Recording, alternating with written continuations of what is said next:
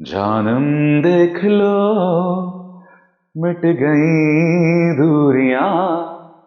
मैं यहाँ हूँ यहाँ हूँ यहाँ हूँ यहाँ। सही कहा जाए ना दोस्तों, तो बॉक्स ऑफिस को शाहरुख खान ने कुछ इस अंदाज में बयां किया है कि मैं यहां हूं और यहां भी हूं। साल की शुरुआत पठान से हुई, बीच में हमने जवान का जलवा देखा और साल के अंत में जाकर डंकी देखी लोगों ने, और यकीनन शाहरुख खान बॉक्स ऑफिस पर छाए रहे। और आज मेरे इस खास शो में मैं आपको बतलाने वाला हूं कि आखिर वो कौन से एक्टर्स थे जिन्होंने अपने आप को री इन्वेंट किया। यानी कि लोग उनसे उम्मीदें नहीं कर रहे थे, मगर उन्होंने अपने आप को री इन्वेंट किया और दर्शकों में अपनी खास जगह बनाई। हेलो, वेलकम, खुश आमदीद, नमस्कार। आप देख रहे हैं फिल्मी बातें विद अभिसार।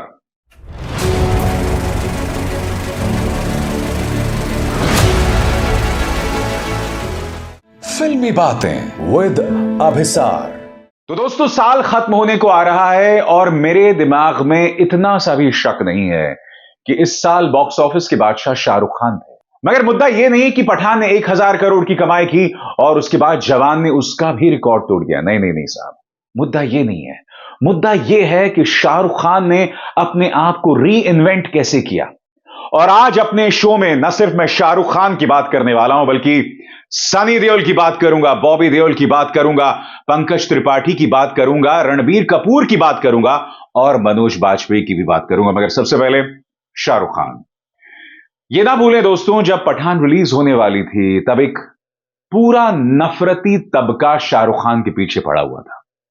बेशर्म रंग गाने ने एक कंट्रोवर्सी पैदा कर दी थी। शाहरुख खान की जान के प्यासे हो गए थे लोग। यह कहा जा रहा था कि फिल्म को अब बॉयकॉट किया जाएगा, कोई फिल्म देखने नहीं जाएगा। मगर दर्शक बड़े पैमाने पर सिनेमा हॉल पहुंचे और उन नफरती चिंटुओं को एक करारा तमाचा मारा। पठान ने दुनिया भर में 1,000 करोड़ की कमाई की, और न सिर्फ उसने 1,000 करोड़ की कमाई की, बल्कि यशराज फिल्म्स की जो स्पाइवर्स है ना, जिसमें टाइगर भी है, कबीर भी है, उसमें नई जान भर दी। 5 साल से शाहरुख खान ने कोई फिल्म नहीं की थी और उसके बाद पठान आती है और इस तरह का कमाल कर जाती है, और बात वहां नहीं रुकती है। याद कीजिए, 2021 खत्म हो रहा था। उनके बेटे को एक झूठे केस में फंसाया जाता है। शाहरुख खान पर लगातार हमला हो रहा होता है। उस वक्त उनके साथ बहुत कम लोग खड़े थे दोस्तों। मैं नहीं भूला हूं किस तरह से सलमान खान उनसे मिलने पहुंचे थे और उन्होंने साबित किया कि इस मुश्किल लम्हे में एक सलमान ही उनके अच्छे दोस्त थे। उनकी फैमिली पर हमला हो रहा था और इस सब के बीच पठान आती है और सारे रिकॉर्ड्स तोड़ देती है। मगर फिर लोगों को लग रहा था कि भाई पठान तो कंट्रोवर्सी के चलते चल गई। जवान रिलीज होने वाली थी, उस वक्त कोई कंट्रोवर्सी नहीं हुई, मगर जवान ने तो पठान का भी रिकॉर्ड तोड़ दिया। और शाहरुख खान की वजह से वो फिल्म इंडस्ट्री जो बैठ गई थी, जिसका मरसिया पढ़ा जा रहा था कि भाई बॉलीवुड अब खत्म, बॉलीवुड ने शानदार वापसी की है।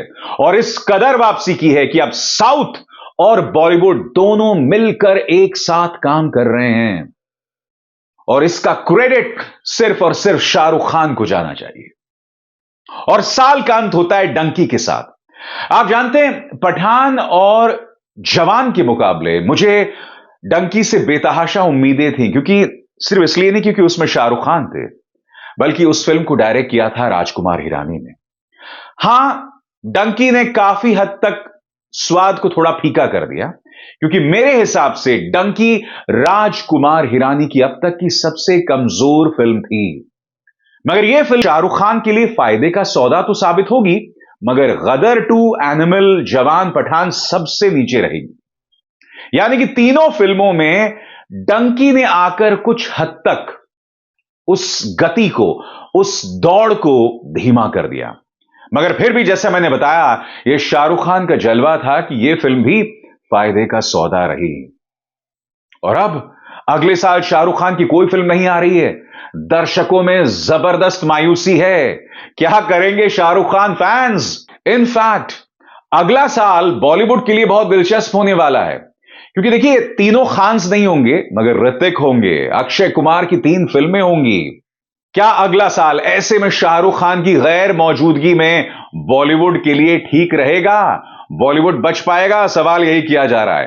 तो एक तरह से कहा जा सकता है दोस्तों, इस साल जिन लोगों ने यानी साल 2023 में अगर सही मायने में किसी ने खुद को इन्वेंट किया तो वो थे शाहरुख खान।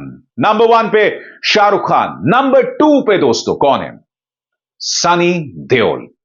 दोस्तों गदर 2 आती है और गदर एक बहुत बड़ा ब्रांड थी, क्योंकि जब गदर रिलीज हुई थी तब इसने सारे रिकॉर्ड्स तोड़ दिए थे। अब गदर 2 आई और गदर 2 को देखने के लिए भी लोग ट्रैक्टर्स में भर भर के सिनेमा हॉल जा रहे थे। और गदर 2 की कलेक्शंस थी, उसने सारे रिकॉर्ड्स तोड़ दिए। इनफैक्ट उसने पठान का रिकॉर्ड भी तोड़ दिया था। यह बात अलग है कि 2 ही दिन बाद जवान ने गदर का रिकॉर्ड तोड़ दिया। मगर सनी पाजी ने अपने आप को इस कदर री इन्वेंट किया, इस तरह से वो दोबारा आए कि अब क्या हो रहा है मैं आपको बता रहा हूं। अब बॉर्डर 2 जिंदा हो रही है, बॉर्डर 2 बनाई जाएगी। राजकुमार संतोषी एक फिल्म आ रही है कि जिसने लाहौर नहीं देखा, और इसी तरह से कई पुरानी फिल्में, यह भी कहा जा रहा है कि घातक 2 भी आ सकती है। तो सनी देओल ने करीब 66 साल के हैं, वो सही मायने में अपने आप को री इन्वेंट किया है, और इसके लिए दोस्तों ने 36 तोपों की सलामी। तो दूसरे नंबर पर सनी देओल और तीसरे नंबर पर कोई और नहीं, उनके अपने भाई बॉबी देओल। और यह सोच के कितना अजीबोगरीब लगता है ना कि एनिमल में उनका रोल मुश्किल से 20 मिनट नहीं था। उन्होंने एक डायलॉग भी नहीं बोला, मगर जितनी लोकप्रियता रणबीर कपूर को मिली उतनी ही लोकप्रियता बॉबी देओल को मिली। और कोई नहीं भूल सकता वो ईरानी गाना जिसमें वो विस्की जो है यहां रखकर इस तरह से नाच रहे थे। वो एक तरह से इस देश का जो है ना सबसे लोकप्रिय गाना बन गया है, एक एंथम बन गया है।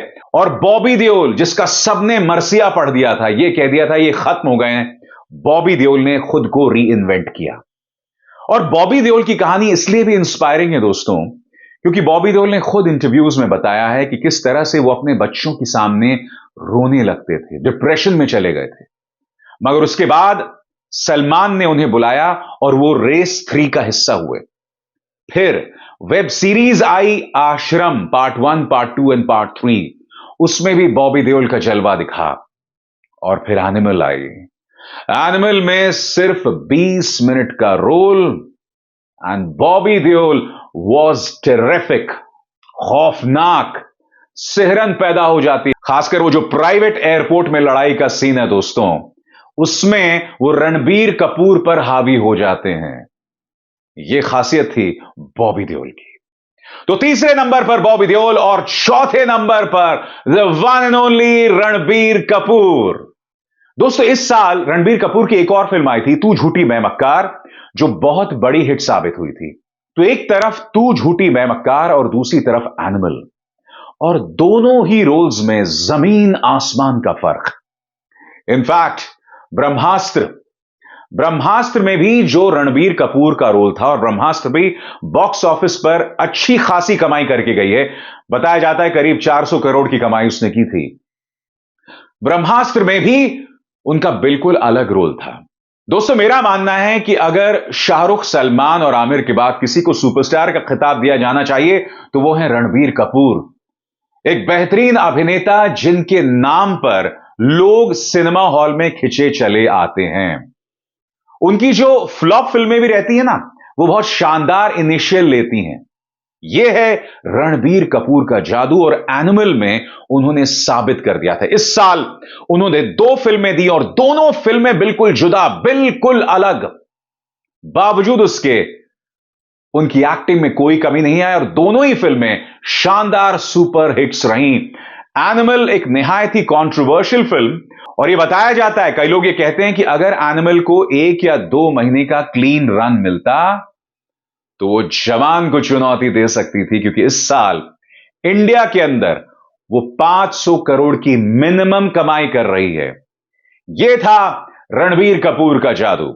और दोस्तों, शाहरुख, सनी देओल, बॉबी देओल और रणबीर कपूर के बाद 5वें नंबर पर मेरे दो फेवरेट अभिनेता, जी हां, पंकज त्रिपाठी और मनोज बाजपेयी।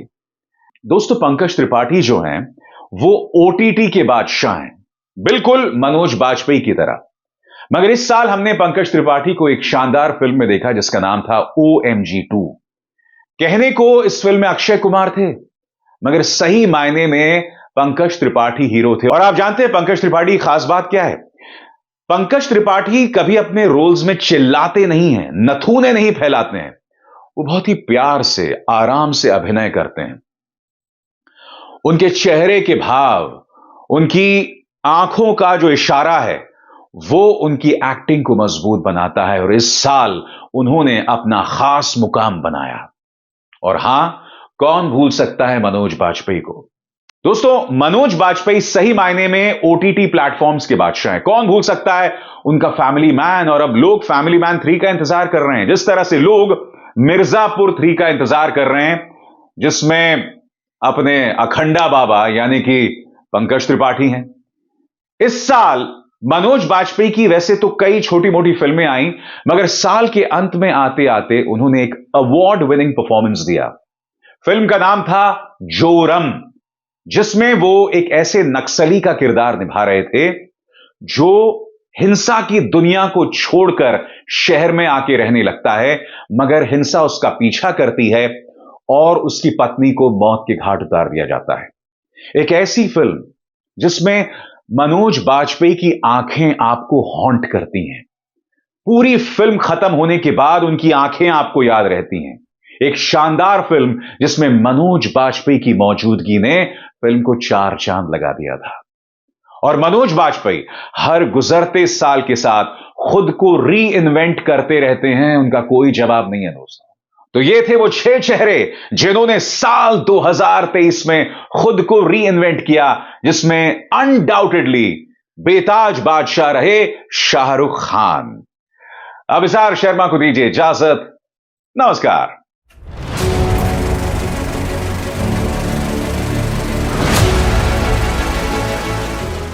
फिल्मी बातें विद अभिसार।